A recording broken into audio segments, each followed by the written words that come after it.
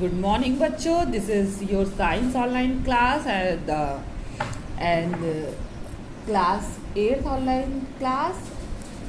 बच्चों हम लोग चैप्टर 3 पढ़ रहे थे जिसकी फर्स्ट वीडियो जो है अपलोड है।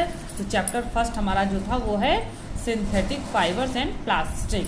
तो हमने सिंथेटिक फाइबर्स के बारे में पढ़ा था कि कैसे प्लांट जो स्टेम से सेल्यूलोज हमें मिलता है, उस सेल्यूलोज को कैसे हम मोनोमर्स में बदलते हैं, केमिकली सिंथेसाइज करते हैं और मोनोमर्स बदलते हैं, और वो मोनोमर्स जो है एक चेन के रूप में पॉलीमर्स बदलते हैं और हमें सिंथेसाइज जो है सिंथेटिक फाइबर, सिंथेसाइज फाइबर या सिंथेटिक फाइबर हमें प्राप्त होता है। तो बच्चों तो हमने जो है नायलॉन, रेयॉन, पॉलिस्टर के बारे में पढ़ लिया था और अब हम पढ़ेंगे आज जो है एक्रेलिक। तो बेटा जो ये एक्रेलिक सिंथेटिक फाइबर है, जो एक्रेलिक सिंथेटिक फाइबर है ये एक्रिलोनाइट्राइट से बना होता है। जो एक्रिलोनाइट्राइट केमिकल कंपाउंड है हमारा, तो ये जो है केमिकली फॉर्म्ड होता है। और ये देखिए सभी सिंथेटिक फाइबर जो होते हैं वो स्टेम सेल्यूलोज से बनते हैं, कुछ हमारे पेट्रोलियम पदार्थों से बनते हैं और कुछ हम एनिमल मैटर से भी बनते हैं। तो ये जो है ये हमारा एक्रिलोनाइट्राइट केमिकल कंपाउंड से बना होता है। तो सिंथेटिक फाइबर बनने के लिए जो है हमारा जो भी प्लांट मटेरियल या एनिमल मटेरियल या हमारा पेट्रोलियम मटेरियल जो भी होता है उसको केमिकली सिंथेसाइज किया जाता है। हिंदी में रासायनिक संश्लेषण उसका किया जाता है, उसको केमिकली जो है सिंथेसाइज किया जाता है, तो हमें ये रेशे प्राप्त होते हैं। जो हमें नेचुरल फाइबर्स होते हैं, नेचुरल रेशे होते हैं, वो तो हमें डायरेक्टली प्लांट या एनिमल द्वारा प्राप्त हो जाते हैं। जैसे कि हमारा कॉटन प्लांट से हमें कॉटन मिल जाता है, या रेशम प्लांट से हमें सिल्क मिल जाता है, जो रेशम के कीड़े बनाते हैं। तो या हमें भेड़ों से वूल मिल जाता है। तो ये सभी जो है नेचुरल फाइबर्स हैं जो हमें प्लांट और एनिमल्स द्वारा मिल जाते हैं, नेचुरली फॉर्म हो जाते हैं, हमें उसमें कोई भी और प्रोसेस नहीं लगानी पड़ती है। लेकिन जो हमारा सिंथेटिक फाइबर है उसे हमें लैब में या फैक्ट्रीज में केमिकली सिंथेसाइज करना पड़ता है। तो एक्रेलिक जिसके बारे में हम पीछे अभी पढ़ चुके हैं, तो एक्रेलिक जो भी एक प्रकार का सिंथेटिक फाइबर है जो एक्रिलोनाइट्राइट केमिकल द्वारा सिंथेसाइज होता है। तो बच्चों it is made of chemical substance acrylonitrile, ये एक्रिलोनाइट्राइट केमिकल द्वारा बनता है। टू बी कॉल्ड एक्रेलिक, इस वजह से इसको हम एक्रेलिक कहते हैं, इसे एक्रेलिक फाइबर कहते हैं, एक्रेलिक रेसे कहते हैं। The polymer must contain at least 50% of acrylonitrile monomers. तो इसमें क्या है, पॉलीमर 85% तक जो है वो उसमें इसको एक्रिलोनाइट कंटेन करता है। जैसे कि हम वो पॉलिस्टर बनाए थे तो उसमें क्या था, कॉटन 50% कॉटन मिला देते थे पेट्रोलियम में, और या जो उसके पॉलिस्टर, जब हम पॉलिस्टर बनाते तो पेट्रोलियम द्वारा जो ये देखिए यहाँ पर पेट्रोलियम जो केमिकल सब्सटेंस हम संश्लेषित करते थे उसमें हम क्या करते थे, वो दो रूप में हमारा संश्लेषण उसका मिलता था, एक पीटी और एक टेरेलिन और एक डेक्रॉन। इस तरह से हम संश्लेषण करने के बाद हमें दो सब्सटेंस मिलते थे, टेरेलिन और डेक्रॉन। तो टेरेलिन में कॉटन मिला के टेरिकॉट और डेक्रॉन में कॉटन मिला के टेरियूल बनता था। तो लेकिन इसमें क्या है कि जो हमारा रेशा सिंथेटिक रेशा वो 85% एक्रेलिक रेशा रहेगा और 15% कुछ और डाल सकते हैं, 15% कॉटन मिक्स होगा। तो ये बच्चों ये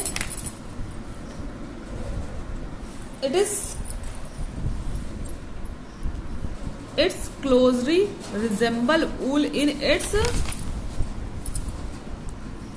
प्रॉपर्टीज। तो ये एकदम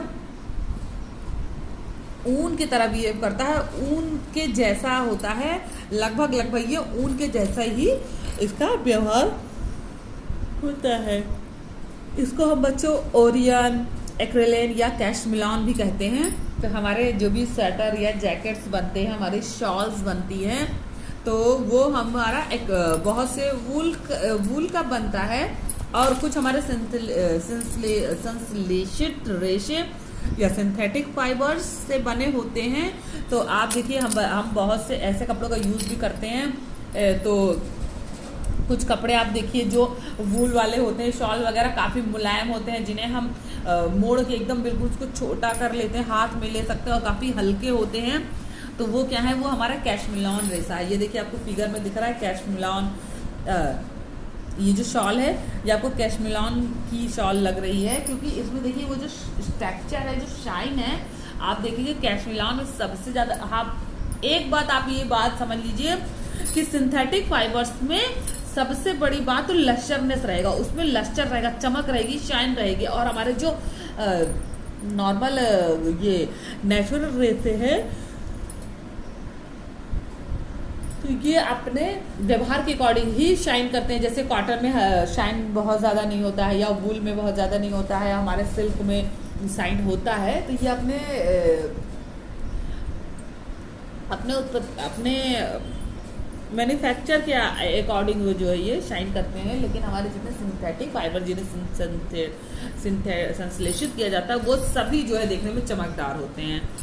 तो जो हमारा ये एक्रेलिन है, वो बिल्कुल ऊल जैसा ही वर्क करता है। और इसको हम सिंथेटिक करके 3 प्रकार के सब्सटेंस बनाते हैं, ओरियन, एक्रेलिन और Cashmilon are few example of the Acrilan fibre. तो बनते तो बहुत है, आपको 3 यहाँ पे आपको बताए जा रहे हैं। Clothes made of acrylic are available in variety of colours and are cheaper than. और ये जो है बहुत से कलर और बहुत सी वैरायटी मिलता है, और ये ऊन से सस्ता भी पड़ता है। तो और ये ऊन का लुक देता है। ये देखिए इसकी प्रॉपर्टीज देखिए, इट इज़ लाइट, हल्का होता है, सॉफ्ट होता है और वार्म होता है with a wool like feeling. तो ये हल्का होता है, मुलायम होता है और वूल की तरह गर्मी देता है। It is resistant to moth and other insect. और ये अदर इंसेक्ट द्वारा अट्रैक्ट नहीं होता, मतलब रेजिस्टेंट होता, कोई भी अदर इंसेक्ट पे अटैक नहीं करती। जैसे हमारे वूल पे इंसेक्ट्स अटैक करते हैं, इस पर नहीं करते। It is also resistant to shrinkage, wrinkles and the action of chemicals. तो ये केमिकल, अगर ये केमिकल के साथ कोई रिएक्शन नहीं दिखाती है, या इसमें कोई श्रिंक नहीं बढ़ते हैं, या ये रिंकल भी नहीं होता है, तो ये इसमें सिलवटें नहीं पड़ती है, मुड़ता सिकुड़ता नहीं है। Acrylic fibre shrink from a flame, लेकिन ये फ्लेम से जो है श्रिंक करता है। और ये गुच्छों जैसा, जब इसको हम जलाते हैं तो ये ब्लैक बीड, काले कलर के गुच्छे जैसा स्ट्रक्चर बनाता है। ये जलने के एक छोटी फ्लेम के साथ जलता है और वो एक काले कलर का गुच्छे जैसा स्ट्रक्चर बनाता है, ये ब्लैक बीड बनाता है। Use of acrylic, it is widely use for making sweater, shawls and blanket. जब ये वूल का टच देगा तो सीधी सी बात है कि ये हमारा जो है ब्लैंकेट और ये सब बनाने में, जो भी हमारे गर्म कपड़े हैं वही बनाने में इसका यूज़ किया जाता है। अब स्पेंडेक्स की बात करें हम बच्चों, स्पेंडेक्स क्या है? It is also known as elastane, elastane इसको पढ़ते हैं बच्चों, क्योंकि इसमें जो है इलेक्ट्रिसिटी पाई जाती है, प्रत्यास्थता पाई जाती है। जैसे हमारे इलास्टिक के धागों में क्या होता है कि उनमें खिंचाव होता है, तो वो बॉडी पे अच्छे से एडजस्ट होते हैं। तो इस तरह ये स्टेलिन है, इनमें भी खिंचाव होता है। Due to its unique elastic property, spandex is properly known as Lycra. तो इसमें जो इलेक्ट्रिसिटी की प्रॉपर्टी है, इसलिए इसको हम लाइक्रा बोलते हैं, लाइक्रा फाइबर बोलते हैं। It is a polyurethane copolymer invented by chemist CL Sandquist. तो ये जो है पॉलीयूरेथ्रा कोपॉलीमर संश्लेषित रेशा है, जिसे कि CL सैंडक्विस्ट ने बनाया था। CL सैंडक्विस्ट एंड जोसेफ शिवर्स ने 1959 में बनाया था। तो polymer of spandex, this fibre have unusual elastic property. तो इसमें क्या है कि इलास्टिक प्रॉपर्टी होती है। तो यूजेस ऑफ स्पेंडेक्स, ये कहाँ यूज होता है? It is use for making cloth that require stretch and comfort. तो ये उन कपड़ों में यूज होता है जो हमें कंफर्ट के लिए हम पहनते हैं, जिसमें हम बैठे उठे तो ये फैल जाए, खड़े हो तो सिकुड़ जाए और बॉडी पे अच्छे से एडजस्ट हो जाए, ऐसे कपड़ों में हम इसका यूज करते हैं। For example swim suits, leggings, gloves, jeans और साइकिलिंग शॉर्ट्स। तो ये हम स्विम सूट्स वगैरह बनाने में या लोअर वगैरह बनाने में, इस टाइप के कपड़े बनाने में इसका यूज़ होता है। लेगिंग्स बनाने में, ग्लव्स बनाने में, जहाँ पे हमको ये खींचे और बॉडी पे एडजस्ट हो जाए ऐसी ज़रूरत होती है, वहाँ पे इसका यूज़ होता है। It is also mixed with other fibres like polyester and cotton to make stretch fibres. तो ये और अदर कॉटन में भी इस फाइबर को मिक्स करके हम स्ट्रिच फाइबर जब बनाना होता है, स्ट्रिच क्लोथ जब बनाना होता है, तो वहाँ पे हम इसको मिक्स करके यूज़ कर सकते हैं। अब देखिए, आपको ये एक्टिविटी है, टेक्सचर की एक्टिविटी है। आपको क्या करना है, जो भी आपको मटेरियल, ये आपको ढेर सारी ये मटेरियल आपको यहाँ ये आपको यहाँ पे डिफरेंट तरह के क्लोथ्स जो है कलेक्ट कर, अगर कोई कलेक्ट कर सकता है तो कलेक्ट करके उसको भरना है, वरना आप बुक के अकॉर्डिंग इसको भरेंगे। कि देखिए इसमें क्या कह रहा है, to observe the texture of various fibre. तो सभी फाइबर के टेक्सचर को जो हमें ऑब्जर्व करके यहाँ पर लिखना है। तो हम इसे अपनी बुक के अकॉर्डिंग उसके नेचर के अकॉर्डिंग इसको भर लेंगे। ठीक है, चलिए एडवांटेज और डिसएडवांटेज ऑफ सिंथेटिक फाइबर। तो बच्चों उसका एडवांटेज क्या और डिसएडवांटेज क्या है। सबसे पहले तो एडवांटेज बहुत ज़्यादा होगा, क्योंकि ये सबसे पहले एडवांटेज तो ये चीपर हो जाता है, सस्ता हो जाता है हमारे नेचुरल फाइबर से, और इसका रख रखाव जो है ज़्यादा सरल होता है। तो ये हमें हैंडल यूज़र फ्रेंडली हो जाता है, हैंडल के लिए बहुत ज़्यादा आसान हो जाता है, हम इसे ईजिली हैंडल कर सकते हैं। ठीक है, तो हम पढ़ेंगे they are strong and elastic. तो ये जो है स्ट्रॉन्ग इलास्टिक होते हैं तो यूज़ करने में अच्छे होते हैं। They are resistant to moth and moulds. तो ये कीटों को भी अटैक नहीं करते तो भी सही होते हैं। दे ड्राई क्विकली, जल्दी सूख जाते हैं और कम सस्ते होते हैं। दे आर रिंकल रेजिस्टेंट, और ये मुड़ते तुरते भी नहीं, तो हमेशा प्रेजेंटेबल बने रहते हैं, अच्छे बने रहते हैं। They can be died a variety of colour. इन्हें बहुत से कलरों में हम डाई भी कर सकते हैं, रंग बिरंगे कपड़े किसी भी कलर के हम इसको यूज़ कर सकते हैं। They are light, durable and easy to wash and maintain. तो इन्हें मेंटेन करना आसान है, धोना आसान है, रखना आसान है। तो ये सब इनके एडवांटेज है। अब डिसएडवांटेज की हम बात करें तो दे do not observe sweat like natural fibres. तो ये क्या करते हैं, पसीना नहीं सोखते हैं। तो ये बहुत सी बीमारियों का आमंत्रण करते हैं। जैसे कॉटन हम पहनते तो पसीना सोखते हैं तो बॉडी को वो कूल रखते हैं, तो ये जो है कूल भी नहीं रखते हैं, गर्मी करते हैं। They should be iron carefully as they may damage by the high temperature. और ये आग से रेजिस्टेंस लगभग सारे सिंथेटिक फाइबर का होता है, तो वो क्या करते हैं, जल्दी प्रेस करने में, आयरन करने में दिक्कत करते हैं। दे कैच फायर मोर ईजिली, और ये जल्दी ही आग पकड़ लेते हैं कॉटन के according. They do not allow air to pass freely through. ये अपने से आर पार जो है हवा को अच्छे से नहीं जाने देते। They mind sick to the body, और जो बॉडी से लगातार पहनती है उससे ये बीमार कर सकते हैं। तो बच्चों अब हम यहाँ पर पढ़ेंगे the synthetic fibre that closely remembers wool is. एक सिंथेटिक फाइबर जो एकदम वूल के जैसा दिखता है, तो अभी हमने पढ़ा है एक्रेलिक। हम भरेंगे यहाँ पे एक्रेलिक, सभी बच्चे भर लेंगे। अब artificial silk is other name for, artificial silk का जो अदर नेम है वो है नायलॉन या रेयन। हमने अभी पिछले वीडियो में से पढ़ा था, थोड़ा सा मिस हो गया है। चलिए हम देख लेते हैं कि नायलॉन को आर्टिफिशियल सिल्क कहते हैं या रेयन को आर्टिफिशियल सिल्क कहते हैं। ये रेयन को हम आर्टिफिशियल सिल्क कहते हैं, तो हम जो है भर लेंगे रेयन आर्टिफिशियल सिल्क। अब हम बात करेंगे तीसरा question. Spandex is popularly known as, spandex जो है उसको हम लाइक्रा बोलते हैं। लाइक्रा, ये देखिए हमारे ऑप्शन में लाइक्रा। फिर the first synthetic fibre is made in, हमने पीछे वीडियो में पढ़ा था 1930 में फर्स्ट सिंथेटिक फाइबर बना था, तो हम इसको लिखेंगे। और a mixture of polyester and wool is called polywool बेटा, क्योंकि वूल और मिक्सचर जो है वो मिक्स होके पॉलीवूल बनता है, हमने पीछे वीडियो में पढ़ा। अब हम बात करेंगे प्लास्टिक की। प्लास्टिक भी बेटा पॉलीमर्स हैं, और तो बेटा प्लास्टिक भी पॉलीमर्स हैं। इन्हें भी हम ये भी सिंथेटिक पॉलीमर्स है, इन्हें भी सिंथेटाइज किया जाता है। ये देखिए they are usually synthetic and most commonly derived from petrochemicals. तो बच्चों ये क्या है, इन्हें हम पेट्रोकेमिकल्स के द्वारा बनाते हैं। मीन्स हम अपने पेट्रोलियम पदार्थ के से संश्लेषित सब्सटेंस से बनाते हैं। तो ये काफ़ी हार्ड और इनके जो है गुण जो है वो बिल्कुल ही अलग है, और वो हमारे डेली लाइफ में या हमारी ह्यूमंस लाइफ में ही बहुत ज़्यादा मैटर करते हैं, बहुत ज़्यादा इम्पॉर्टेंट है। लगभग हमारी लाइफ में जुड़ी लगभग चीज़ें जो है हमारी प्लास्टिक की बनती हैं। आप अपने घर के आसपास देखेंगे हमें बहुत सी चीज़ें प्लास्टिक की मिल जाएंगी।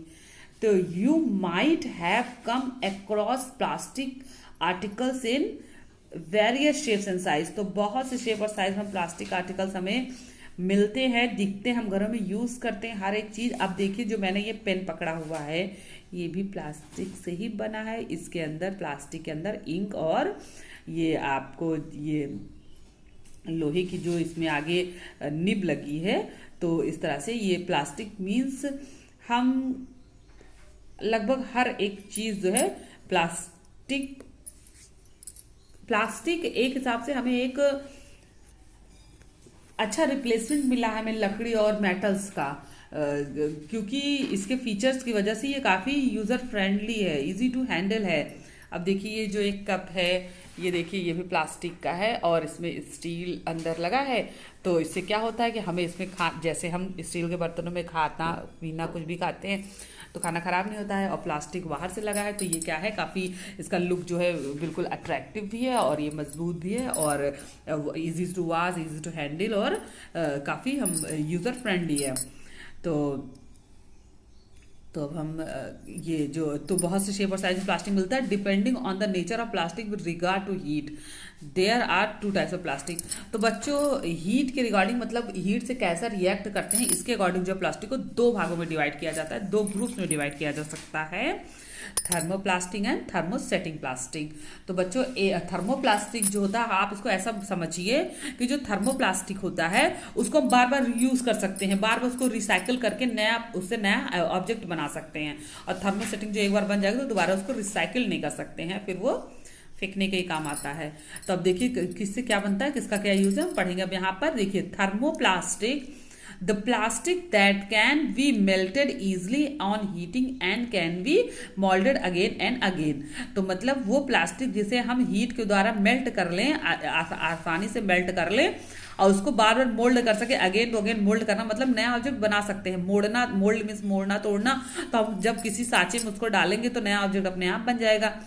तो उसे हम अगेन एंड अगेन उसे मोल्ड कर सकते हैं, नया उससे आइटम बना सकते हैं into different shape as known as thermoplastic. तो वो प्लास्टिक जिसे हम अगेन अगेन मोल्ड कर सके वो थर्मोप्लास्टिक है। तो थर्मोप्लास्टिक उदाहरण बेटा पॉलीथाइलीन हो गया या पॉलीपेप्रोलीन हो गया, पॉलीस्टाइलीन हो गया, या हमारा पॉलीविनाइल क्लोराइड, पॉलीविनाइल क्लोराइड होता हम हमेशा यूज करते हैं। जो पॉलीथीन जिसे हम कहते हैं, पॉलीथीन पन्नी जो वो पॉलीविनाइल क्लोराइड है, जिसमें हम शॉपर है जो सब्जी वाले यूज करते हैं उसमें सब्जी वगैरह देते हैं, आर एग्जाम्पल ऑफ थर्मोप्लास्टिक।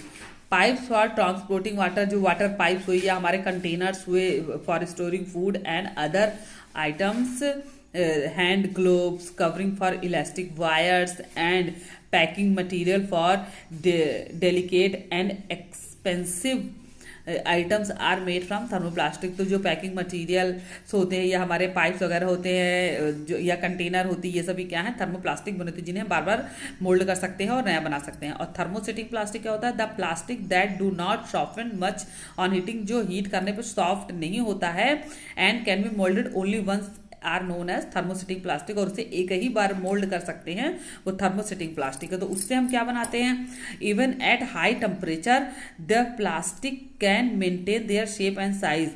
ये हाई टेम्परेचर में भी अपना शेप और साइज मेंटेन रखते हैं। तो ये बेकेलाइन, ड्यूरोप्लास्ट, मेलामाइन और epoxy resin are example of thermosetting plastic. तो इसका जो एग्जाम्पल है वो हमें बेकेलाइट हो गया, ये ड्यूरोप्लास्ट हो गई, ये मेलामीन हो गया। आप देखिए हमारे जो पानी की टंकी आती है वो बनी रहती है ड्यूरोप्लास्ट की बनी होती है, या बैटरी में जो प्लास्टिक लगाते हैं वो ड्यूरोप्लास्ट की बनी होती है। तो वो सभी क्या है वो थर्मोसेटिंग प्लास्टिक वो टूट जाएगी, लेकिन उसको हम दोबारा मोल्ड नहीं कर सकते हैं। तो इसके द्वारा जो है they are use to unbreakable dinner ware, plug, switches और हैंडल्स वगैरह ऑफ टी केटल्स, ये सब बनाने के लिए यूज होता है। देखिए हमारे अनब्रेकेबल जो डिनर वेयर है, जिन्हें कहीं से फेंकिए, गिराइए या आप उसको ओवन में रखिए तो वो उससे कोई हार्म नहीं होता, उसको कोई नुकसान नहीं होता। इस टाइप के डिनर वेयर बनाने में या हमारी ये वॉल सॉकेट बनाने में, जो बिजली के जितने वॉल सॉकेट वो बनाने में, या इलेक्ट्रॉनिक केटल का हैंडल बनाने में, तो इस टाइप की चीज़ें बनाने में यूज़ होता है, जिनका हमें लॉन्ग टर्म तक यूज़ करना होता है। तो property of plastic, plastic articles are durable, light, cheap and strong, ये हल्के होते हैं, मजबूत होते हैं, सस्ते होते हैं। Hence they are widely used in industry for household purpose. तो इसी वजह से इन्हें हाउस होल्ड पर्पज में बहुत ज़्यादा इंडस्ट्रियों में इसका यूज़ किया जाता है। हाउस होल्ड पर्पज की चीज़ों को बनाने में इसका यूज़ किया जाता है। अब इसका प्रॉपर्टी, सबसे पहला प्रॉपर्टी सॉल्युबिलिटी इन वाटर। तो बच्चों आपको पता है कि प्लास्टिक जो है पानी में तो इनसॉल्युबल है, वो पानी में घुल नहीं सकता है। आप देखिए आपकी जो बाल्टी है वो आप यूज़ करते उसमें हमेशा पानी भर के रखते, लेकिन कभी भी प्लास्टिक में पानी में हमें प्लास्टिक घुला हुआ नहीं मिलता है। तो प्लास्टिक जो है पानी में insoluble है। तो plastic are insoluble in water, hence buckets and bottles made from plastic use to store water. तो इसलिए जो वाटर स्टोर करने का जो होता है बर्तन, वो हम प्लास्टिक के बनाते हैं, क्योंकि प्लास्टिक जो है पानी में insoluble है। अब reactivity, plastic do not react with water and air. ये वाटर और एयर से भी कोई रिएक्शन नहीं करता भाई, वाटर इनसॉल्युबल है और ना ही कोई रिएक्शन करता है, तो इसलिए हवा से खराब नहीं होता, पानी से खराब नहीं होता है। दस डू नॉट कोरोड और रस्ट इजली, इसलिए ये हवा और पानी से खराब नहीं होता है। So they are use for strong chemicals and other materials since they do not corrode easily. और ये इनके अंदर अगर स्ट्रॉन्ग केमिकल्स ये रखे जाते हैं तो ये उससे रिएक्ट नहीं करते हैं, इसीलिए ये जो है उनके स्ट्रॉन्ग केमिकल द्वारा भी रस्ट नहीं होते हैं। किन्हीं किन्हीं केमिकल के प्रति ये जो है ये इफेक्टिव शो करते हैं, इफेक्शन शो करते हैं, और सभी केमिकल से ये इफेक्शन ये नहीं शो करते, इफेक्टिव नहीं होते हैं, इसलिए ये ना रस्ट खराब नहीं होते हैं। और इनका यूज़ जो है टॉय वॉय बनाने में होता है, क्योंकि हवा पानी से खराब नहीं होते हैं, तो बच्चों खिलौने बनाने में इनका यूज़ होता है। Effect of flame, plastic catch fire easily, लेकिन ये क्या होता है कि आग जल्दी पकड़ लेता है और जल्दी से गल जाता है। आग से ये गल जाता है, लेकिन ये इनफ्लेमेबल होता है, बहुत शूटी फ्लेम के साथ नहीं जलता।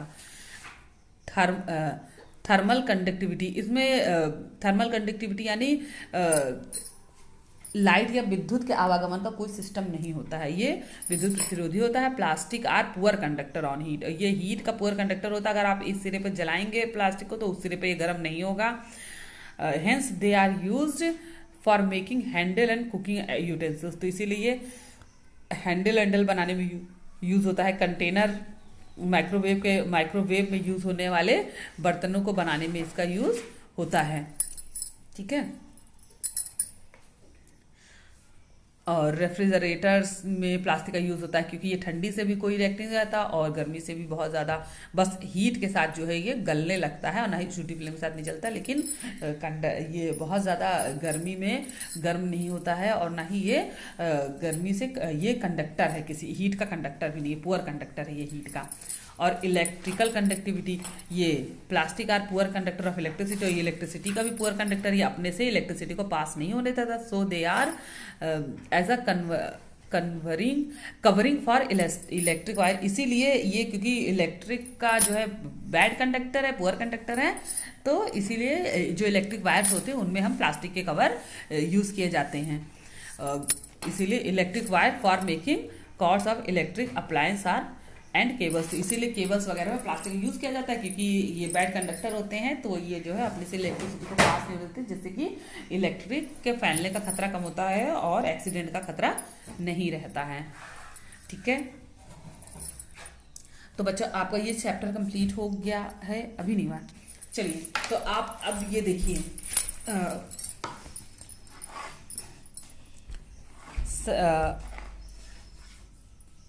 पीवीसी पॉलीविनाइल क्लोराइड, ये PVC polyvinyl chloride a type of plastic is widely used in making ID cards and credit cards because it is flame resistance. तो बच्चों जो पीवीसी पॉलीविनाइल क्लोराइड है, जो हल्की पन्नी होती है, उसका हम वाइडली जो यूज़ होता है ये उसमें आईडी कार्ड बनाने या हमारा जितने भी आधार कार्ड ये सब बनाने में यूज होता है इसका। तो ये एक्टिविटी आपने एक्टिविटी 2 कर रहे हैं,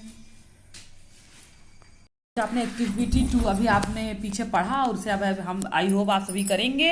अब एक्टिविटी 3 में क्या बता रहा है, देखिए एक्टिविटी 3 में ये बता रहा है कि प्लास्टिक हीट और वाटर से कैसे रिएक्ट करता है, इसका एक्टिविटी करना। तो इसके लिए हमें कुछ करना नहीं है।